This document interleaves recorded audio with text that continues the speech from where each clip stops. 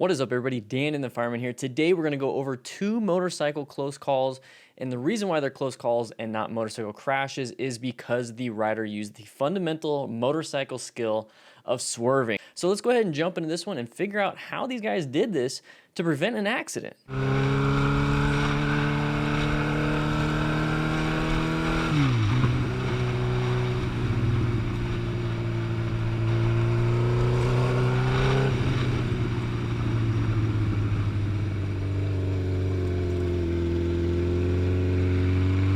I'm telling you all, these guys did an amazing job with their fundamental skills and evaded a potentially dangerous situation that could have caused them severe injuries.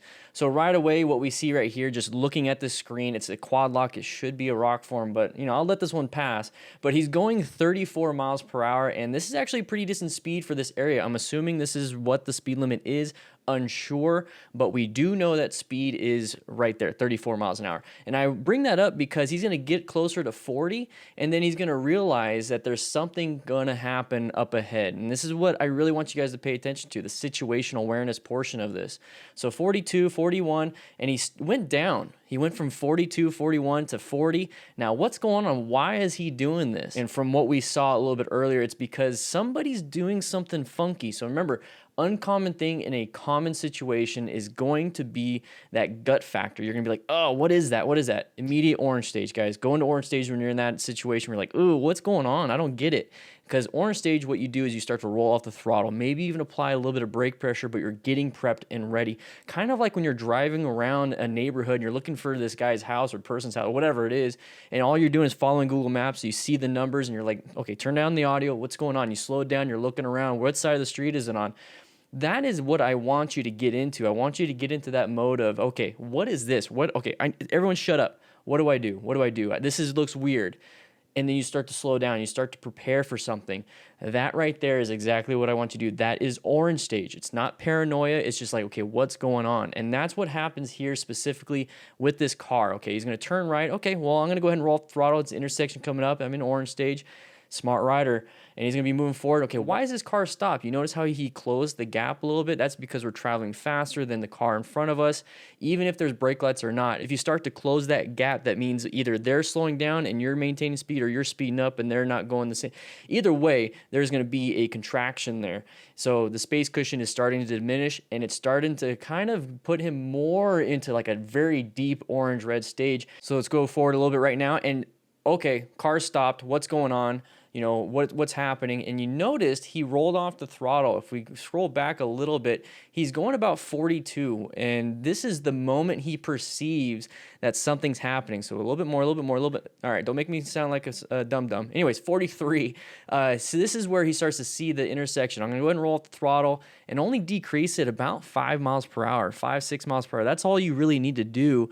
And you're really still traveling at a good pace. So it's not like you're going to lose any time on your commute. I wouldn't worry too much about that.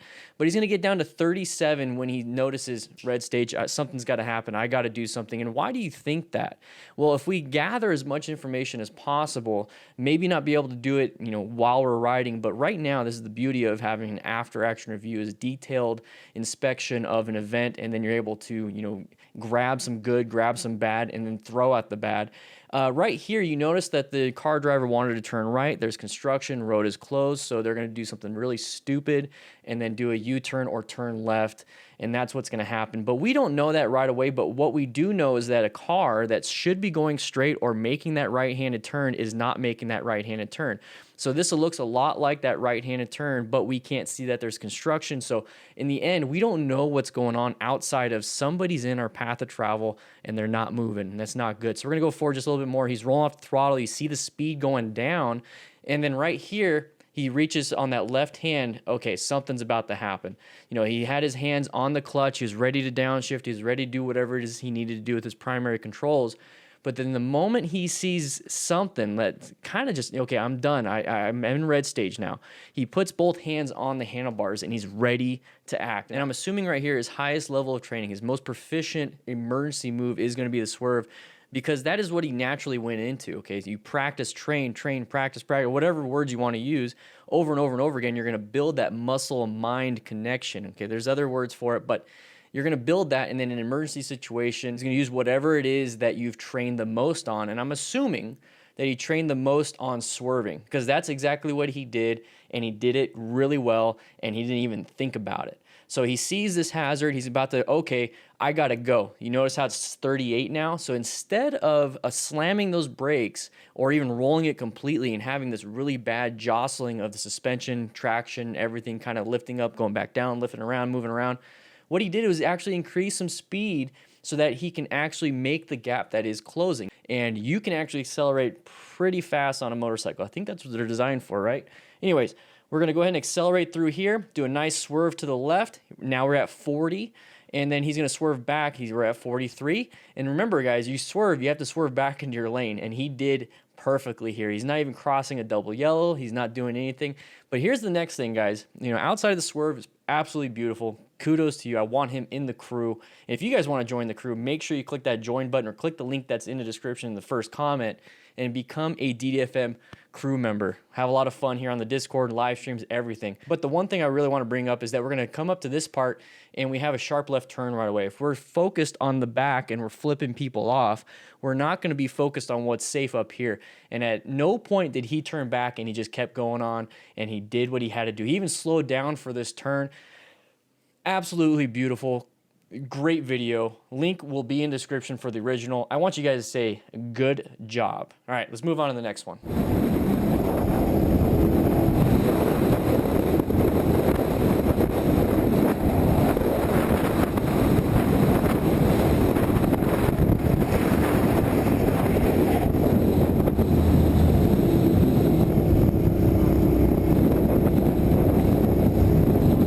Talk a lot about space cushions. We talk a lot about making sure you have enough total stopping distance. We talk about not panic braking.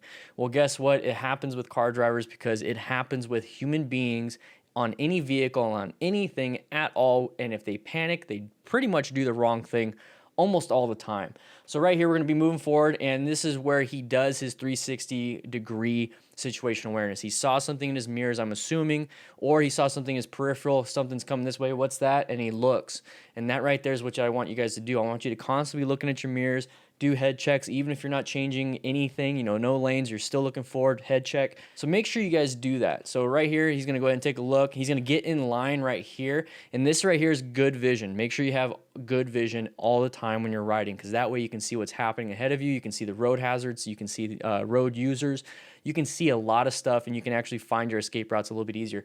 He does have the camera on the top of his head, so more than likely we're not gonna see the dash or anything. So speed, you know, inputs into the motorcycle, it's not very, you can't see it. There's no evidence there. But what you can see is his actual movement, where he went. And those are good things to take away from this, because the swerve is very, very important. So let's move forward a little bit more. So there's the brake lights, okay? So you see some brake lights. It's not a good situation, especially if you're this close, but all you have to do, if this guy slammed, and he completely destroyed your stopping distance, then you can move off to the right a little bit, almost in a lane filtering or lane splitting position, and just keep going, or apply the brakes in that area, because now you have an increased stopping distance.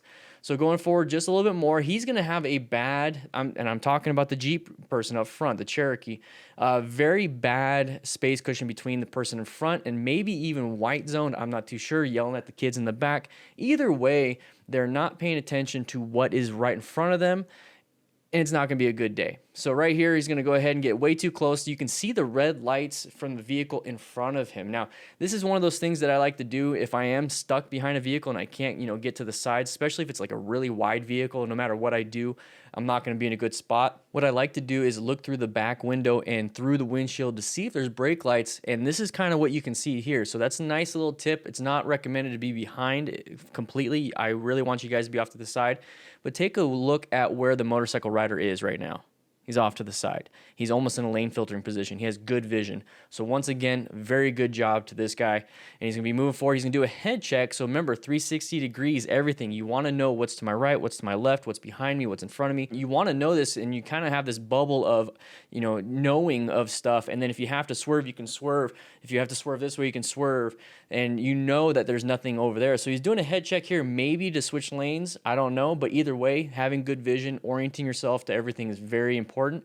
As soon as he does that and he looks forward, this person slams the brakes because they weren't paying attention. The person in front of them was probably just going to slam the brakes for some reason. I don't know. I don't care. I care about your guys' safety.